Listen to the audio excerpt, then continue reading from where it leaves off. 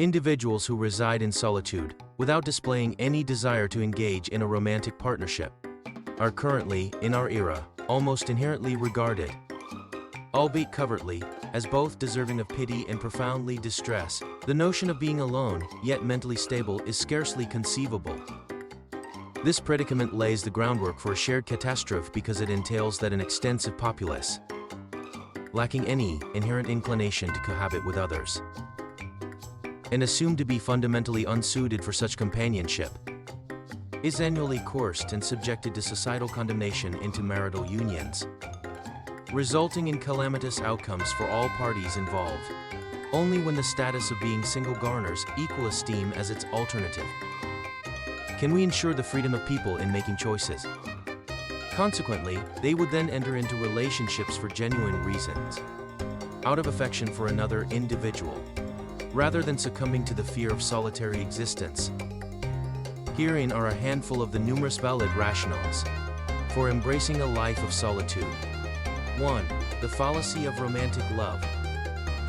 It is imperative to acknowledge that the notion of romantic love, the concept of deeply adoring a singular partner throughout an entire lifetime, is a relatively modern, ambitious, and somewhat peculiar idea, emerging only about 250 years ago.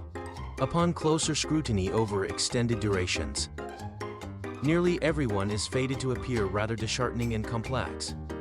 While the potential for a successful romantic partnership does exist in theory, practical realization of such unions is exceedingly improbable.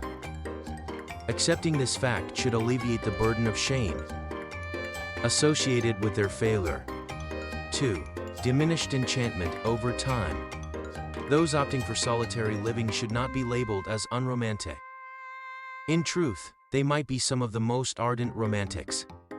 Ultimately, fervent romantics should be especially cautious against settling for lackluster relationships, as relationships are best suited for individuals with modest expectations. 3. Unsuitability for relationships. While demonstrating the ability to coexist harmoniously with another person signifies a level of maturity, it is an even greater display of maturity to recognize one's own inherent psychological limitations that render such coexistence unattainable. Voluntarily withdrawing from relationships in an effort to shield both oneself and others from the repercussions of internal emotional turmoil embodies a mark of genuine kindness and wisdom. 4. Avoiding imposition on others. Solitude spares one from constant reminders of their idiosyncrasies and challenges. Absent are the reflections, scrutiny, and perpetual accountability that others impose. Those fortunate enough may find contentment and self-acceptance in their own company. 5. Detrimental effects of relationships on love.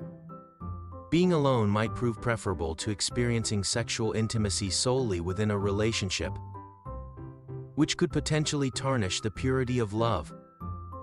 Those who are single are never bereft of hope. While these points advocate for the merits of solitude, it's essential to acknowledge that neither status being single or coupledip is devoid of drawbacks. Loneliness plagues the former, whereas the latter often grapples with feelings of suffocation, anger, and frustration. The underlying reality is that our proficiency in achieving happiness remains subpar, regardless of our relationship status. Thus, it's prudent to avoid hastening into partnerships or rushing out of them.